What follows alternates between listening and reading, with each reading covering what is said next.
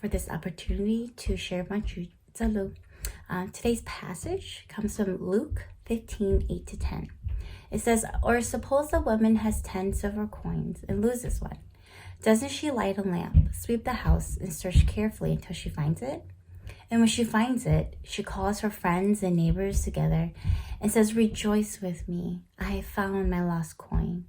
In the same way, I tell you, there is rejoicing in the presence of the angels of God over one sinner who repents.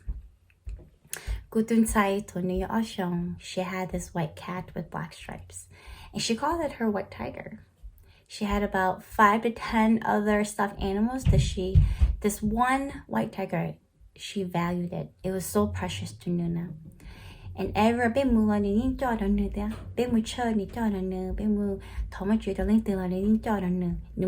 she took it with her to sleep.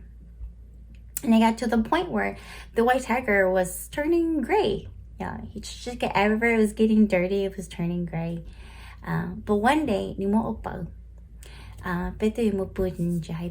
where is my white tiger? And I had no idea. I said, you know what, that's okay, let's go search the house. We even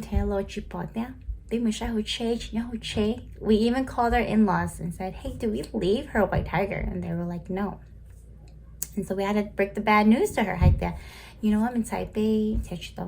And so take your dog or take your little pony to sleep. And she refused. We spent a few days looking, calling around, and we couldn't find it. And it made her so sad. She was so heartbroken, devastated. And so as her mom,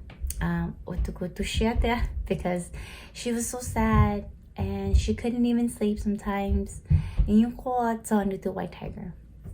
And so decided, you know what, let's just buy it off of Amazon. And that's what we did. And when she opened the Amazon box, you bought her white tiger in there. She was jumping, she was laughing, she was playing, and she was just herself again. And that brought me joy. She's happy again. And so we see this woman who has lost something, like a coin, that had value. It had value to her. It was precious to her. And so it wouldn't make sense to go search for it. And she was so happy that she shared the good news to all of her friends, her neighbors, because what she had lost has now been found. We are like this lost coin. God values us, but when we start to stray away, we avoid the word of God. We fall back into sin. Okay, tell them. We lose our way. God also grieves. But we read that God seeks the lost. He searches for them. Luke 15:3 says, suppose one of you has 100 sheep and loses one of them. Doesn't he leave the 99 in the open country and go after the lost sheep until he finds it?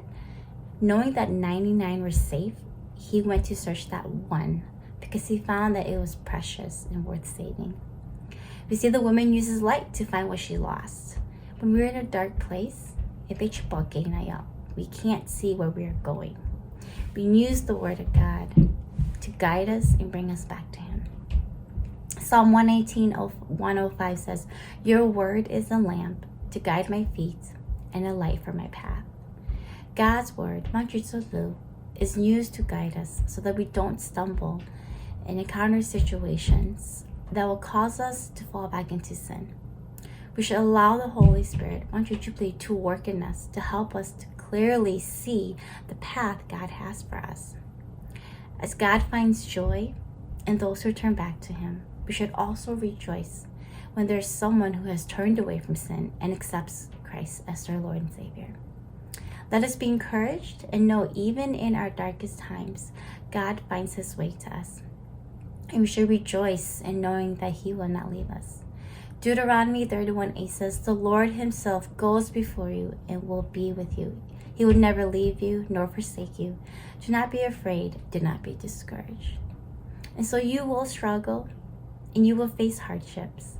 But let us seek His word in these times and grow closer. God is with us, and He will meet us where we are. We will find refuge in Him.